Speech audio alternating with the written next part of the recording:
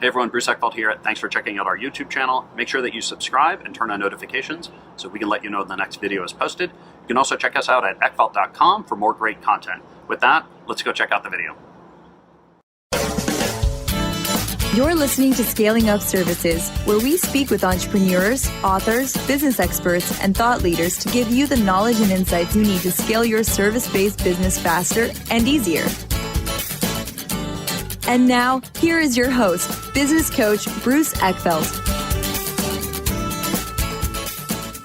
Welcome everyone. This is Scaling Up Services. I'm Bruce Eckfeldt. I'm your host. And today I'm here with Arthur Alayev. And Arthur is going to tell us a little bit about his business, fascinating business. And it's going to be a great episode because this, for me, is kind of the root of services. We're going to talk about some of the fundamental aspects of service-based businesses. Arthur, welcome to the program.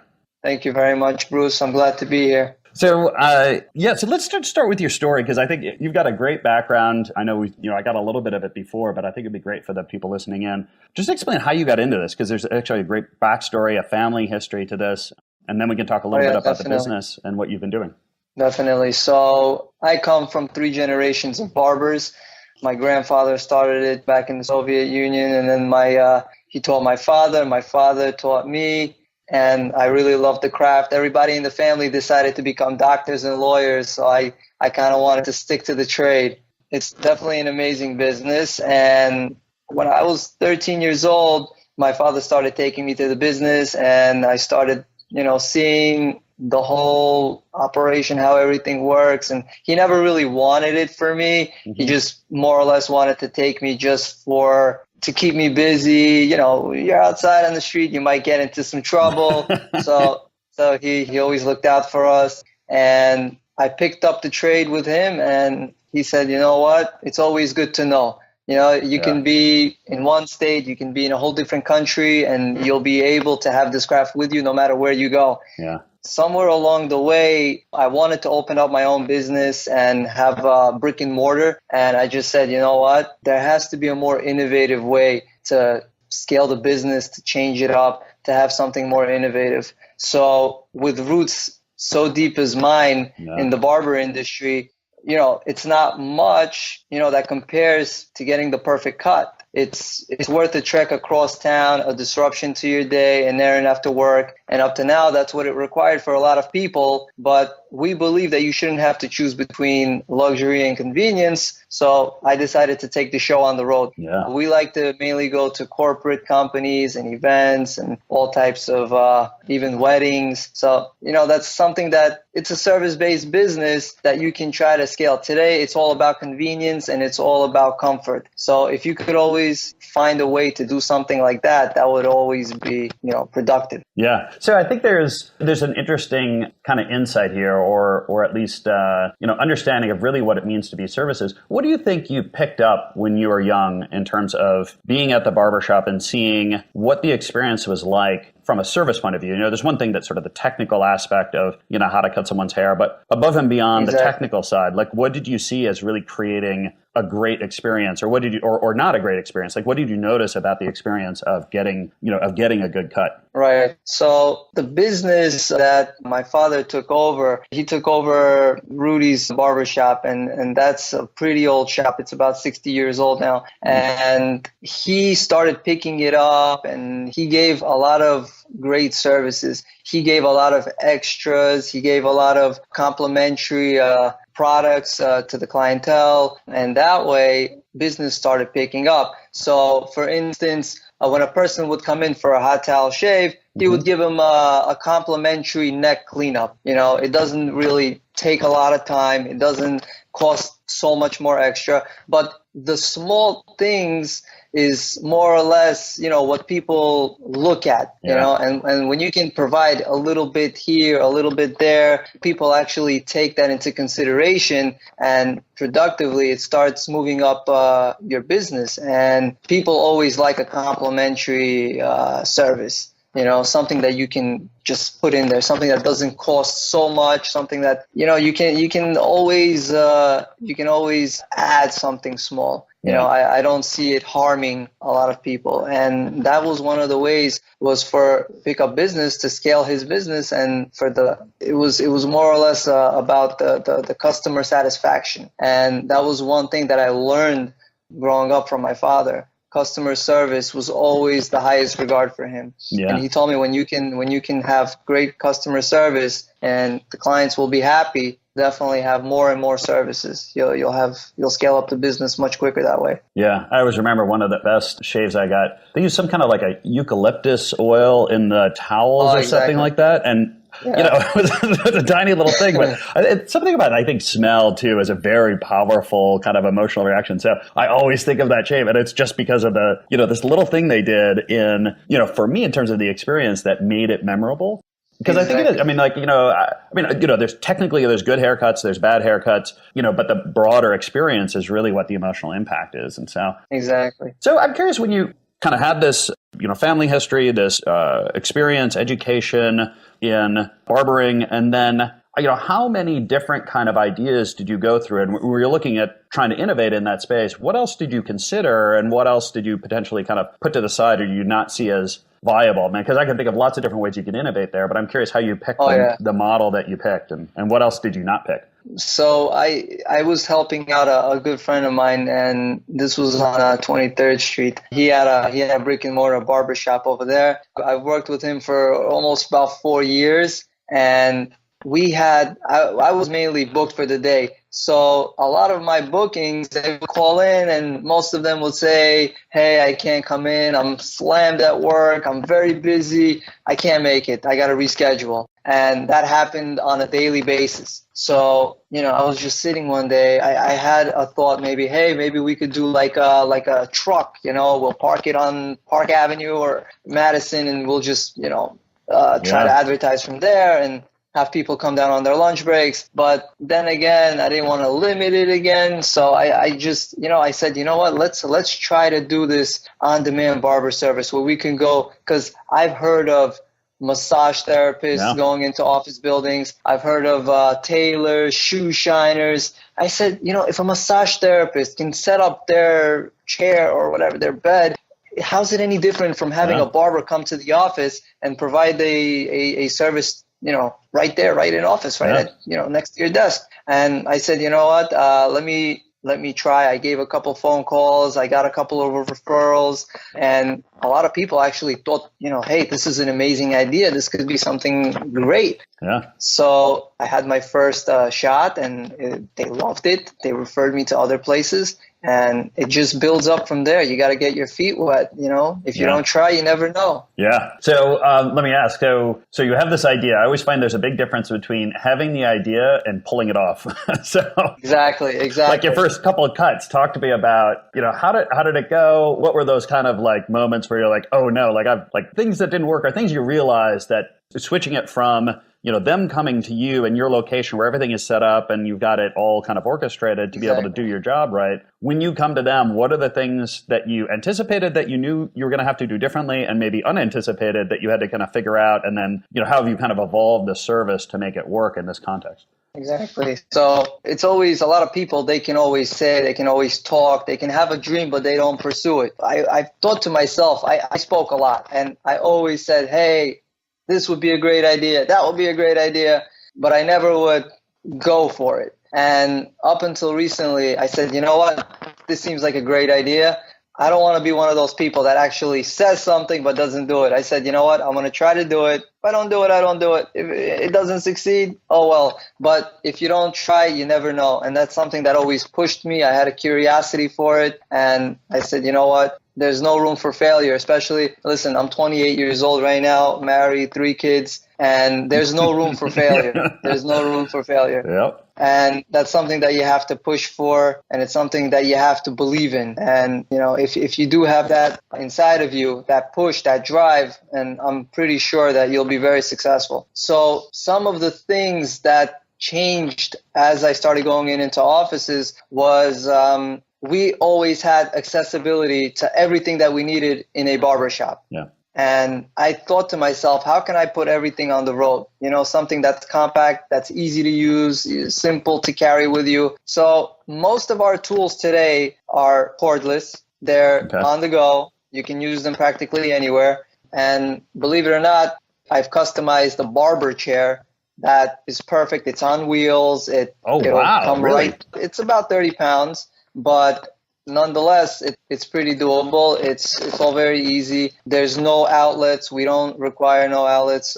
Everything is portable. Everything is compact. But one of the things that did stress me a little bit was the fact that we didn't want employees and tenants to go back when they would return back to work in the office. We didn't want the hair to be on them. So what we did was we got a portable hot towel maker and we wet the towels before. It heats up in about 5 to 10 minutes and just wipe down all the hair. And that's easy to go, easy to use, easy to go. And they go back to work nice and clean. Yeah. That was one of the challenges. Another big challenge as a service-based business was obscurity. People not knowing you, how to get your name out, what you're supposed to do. And more or less, we did big campaigns for social media. Social media helps big time. Yeah. Instagram, LinkedIn, if you can find the right people on LinkedIn. You have to know your client. You have to know who you're trying to go for. Yeah, I think that's a good one. So let's zero in on that, because I think for me, there's the whole sort of getting the service right, figuring out, like as you mentioned, the whole like how do I bring in hot towels, the whole barber chair, like how do I innovate on the service delivery? But until you figure out exactly who your core customer is, who your ideal customer is, all of that can actually be tough to do, because if you're trying to serve too many different people making decisions about, do I go cordless? Do I need to bring in the chair? Like those things become, harder to identify and harder to solve if your clients are too diverse. So how did you go about really zeroing in on who your core customer was? Like who really made sense for you from a profit point of view, from a service point of view, in terms of, being able to actually reach and target from a marketing and sales point of view? How did you zero in on that? Who is it, and how did you zero in on that? So when I was still at the shop in 7th Avenue on 23rd Street, I had a really good connection with a lot of my clientels. And when I started proposing that about the idea of the business, a lot of people really enjoyed it. They really liked it. They thought it was an amazing idea. And they said, you know what, let me get you in touch with our HR department. And we feel that that's somebody who makes the decisions in the company. And so we knew from that point that the person who we need to contact are HR managers. And from there, we developed a LinkedIn account, and we developed a little commercial base, I guess. Yep. And we would pitch it to them, and they would see it. They would like it. Most of them would like it. Yeah. Some of them, they had a little... they weren't so sure about the price points. Okay. It's a luxury, and it's more or less a comfort that you're paying for as well. Yeah. But at the same time, I believe the first year it should be invest, and not look for return right away, because you want, like I said before, your whole thing not to get noticed is obscurity. People don't know you. They can't trust you. They don't know what's what. So I would say, try to give them services on the house. Try to complimentary items and something that makes them feel more comfortable. You can say, hey, I would like to come in and show you complimentary 2 hours of how the business works. And from there on, maybe you can start a chart. And that's what we started doing. We started contacting HR managers. We started contacting community managers.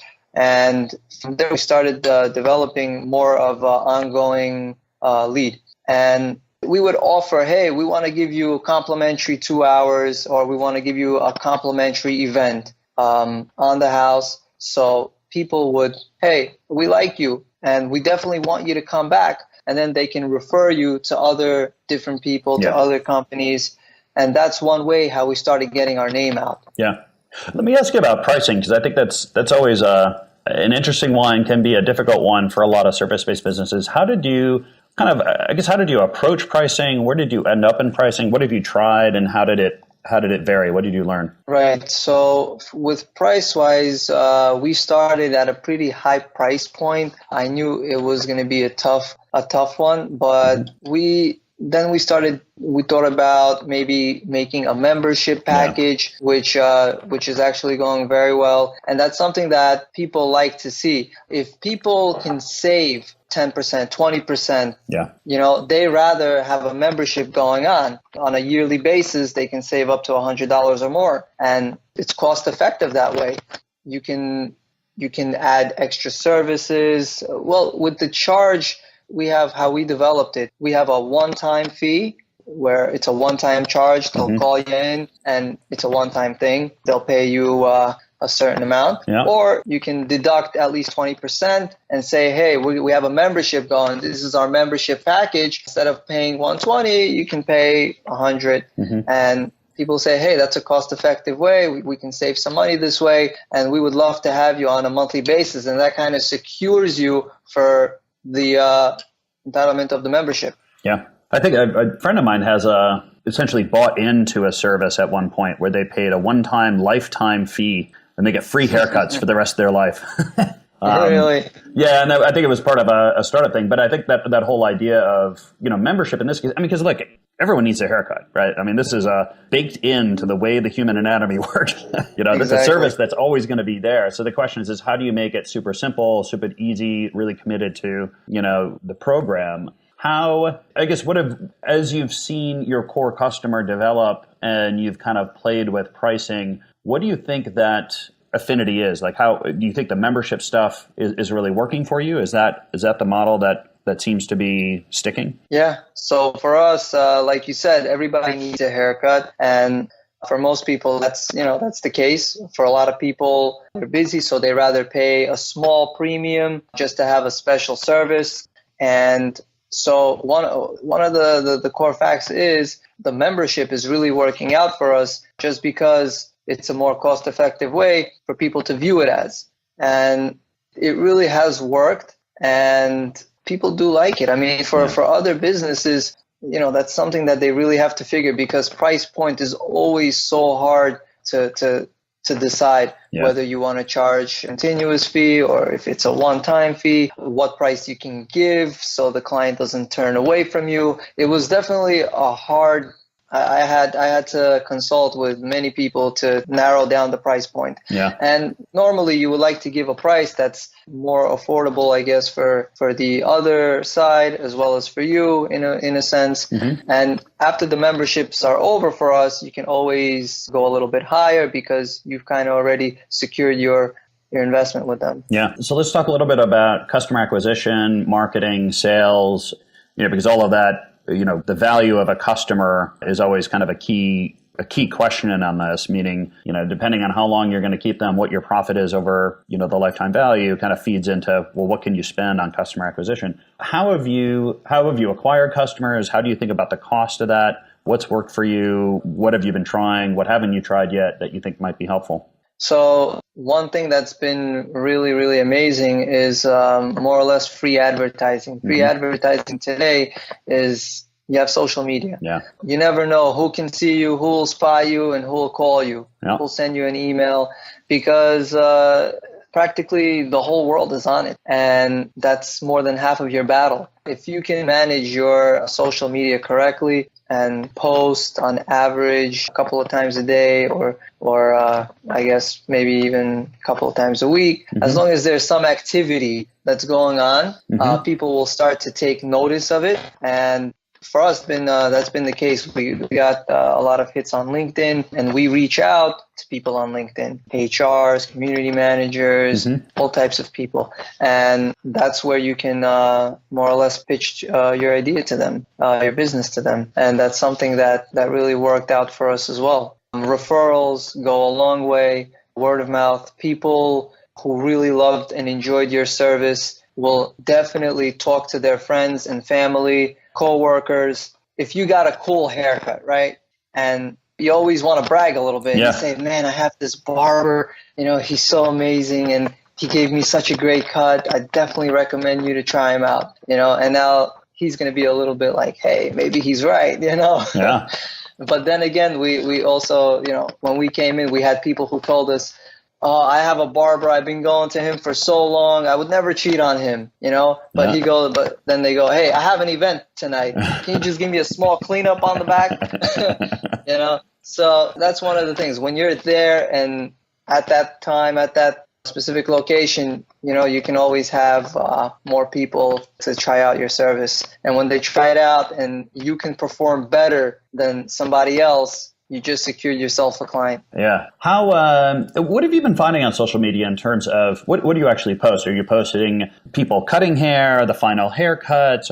Is it other things around, lifestyle and grooming and stuff like that? What content is actually working for you? So we do put in haircuts. We put in certain tips of the day, trends that are going around, and more or less that's kind of what we've been putting on social media. Yeah. Any calls to action? Anything that you're doing in social media in terms of actual engagement? So you've got a great piece of content. How are you pulling people into trying the service or getting engaged in some way? Are you doing just pure placement, or are you doing advertising as well?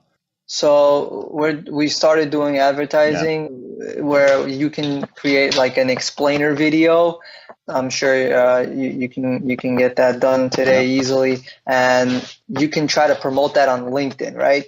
So many of the people that'll go through your profile, they can see the explainer video, and they click on it, and it'll redirect them back to your website, and that's something to the landing page. So that's something that we've got some hits on. Also on Instagram as well. You can advertise that on Instagram. You can put a catchy, like, hey, get a haircut in your office. Like, really? You could do that? Yeah. So, they'll click on the explainer video. It'll take them to the landing page, and, it'll have, hey, book now, or, something like that. And that's something that, people can easily acquire today. For service-based businesses, I think that's an awesome strategy to attract clients. Advertising, you can boost posts on Facebook today. You can even choose your target audience from $10 to over 100,000 or whatever you're looking for. There's certain age groups that you can target, and just for that point, I think it's really worth mentioning. Facebook is also really amazing. Yeah. I'm curious in this process if you found any kind of customers or segments that you thought would be really great for you that turns out, or not, that just didn't work out for some reason, or you realize that, it's not a good fit. Like, is there anything that you've tried, or market segment or type of customer you've tried that you've decided that you're not going to do anymore? Well, I don't believe in turning down clients. That's one thing. That's one thing that's actually raised up with. And if you don't agree with somebody, don't argue with them. You can always say, "Hey, I'm sorry, we don't have availability for that day," and try to somewhat get away from that point. But more or less, I'm not much on losing clients, but that's like more or less how I was kind of brought up. So if you need a haircut, I'll give you a haircut. I'll give you a haircut. Yeah, exactly. But more or less, we target mainly corporate, and we respect. Yeah, I mean, by price point alone, it sounds like you filter out, a lot of the exactly a lot of the ones that would not work. Right, you can target a certain audience. Yeah, and people below that audience, well, they won't even bother contacting you. Yep, exactly. So natural filter. Yeah. You mentioned referrals. I'm just kind of curious because this goes up a lot with the people I work with in service-based businesses, is how to develop good referral strategies. Have you hit any real kind of nuggets or great ways of promoting referrals from existing clients to new clients? So with referrals, what we started doing when we go into companies and when we have events, we actually like to have something that people can take with them. So we have like this adhesive phone wallet. So you put it in the back of your cell phone. You can store your credit cards in there, your ID, whatever you need. And that's something that'll go with you every day. Got it. And when we give it out and people say, hey, that's a cool thing, but that's something that will always have you in the back of their mind, and we actually had an opportunity where one gentleman said, hey, I was talking to a friend of mine, he was they were actually looking. So we actually do a lot of work with WeWork. Yeah. And so one of the ways that we acquired them was actually through the Adhesive cell phone wallet. She goes to me, she was talking with one of her coworkers, and her coworker said, hey, we need a barber in here, for their Wall Street location. Yeah. Those guys work about 15-hour shifts. They're always busy. Yeah. And she goes, take out my phone from the purse. Yeah. And she saw, Get Cuts, Barbers on Demand. So right away, she passed over our information to her. And we got an email from her. And that's another way how we developed a strategy for customer acquisition. Yeah. Very catchy, very easy. It's cost effective. And it's, something that carries with them every day. They have their cell phone and it'll just remind them, I guess, to, for referrals. Yeah. And like I said before, you get a cool, something cool, you always want to brag a little bit about it. And what's a great way than to say to, coworkers and friends, family, and that's something that'll bring you more action, more connections. No, that's great. So my kind of last question is, things are going well and you're successful over the next couple of years. In 3 years, where do you hope to be? Where do you think the business sort of possibly can be if you continue to have the success that you've had so far? So if we continue the way we're doing right now, we'll be busy, we'll be working, but the broader picture is we're looking to develop an app where barbers can be contractors and be able across the United States where, somebody in Florida needs a haircut and they have barbers on contract there, and they'll just go on the app and they'll say, hey, we need a barber, you can book now. That's more or less the broader picture for barbers to be more independent. We're looking for more of a Uber type platform for barbers to use. Something that's more, easier for them to manage their lifestyles. I remember when I was back in brick and mortar, we used to be there 12-hour shifts a day, and you hardly see family, you hardly see your kids, and it's tough to balance out. Yeah. Yeah. So this is going to be more of a easier and productive way for barbers to ultimately reach their successes. So that's more or less the broader picture, and that's hopefully where we want to be from 3 years from now. Everything is on the tech side today, and if you can be tech savvy, it'll definitely play in your favor. Yeah, well, I'll look forward to seeing the app and hopefully getting my haircut on demand anytime I want. Maybe you should put the haircuts in the Ubers, and that's your next the next big idea. So yeah, you never know. That might be something that Uber might be interested in. They already have Uber Eats. Yeah, exactly. So, all who right. knows? Maybe that's something that they would like. Awesome. This has been great. We're going to come up on time. If people want to learn more about you, about Get Cuts, what's the best way to get a hold of you and more information? So to learn more, you can always go on our website, www.getcuts.com. You can call us 212-308-0580, or you can email us for any information you might have, info@getcuts.com. Awesome. And we're always happy to hear from you. And I'll make sure that all of that information is below the audio here in the show notes so that people can just click on it and get access. Arthur, this has been great. Thank you so much for being on the show. I really appreciate it. Thank you, Bruce. You've been listening to Scaling Up Services with business coach Bruce Eckfeldt. To find a full list of podcast episodes, download the tools and worksheets, and access other great content, visit the website at scalingupservices.com. And don't forget to sign up for the free newsletter at scalingupservices.com/newsletter.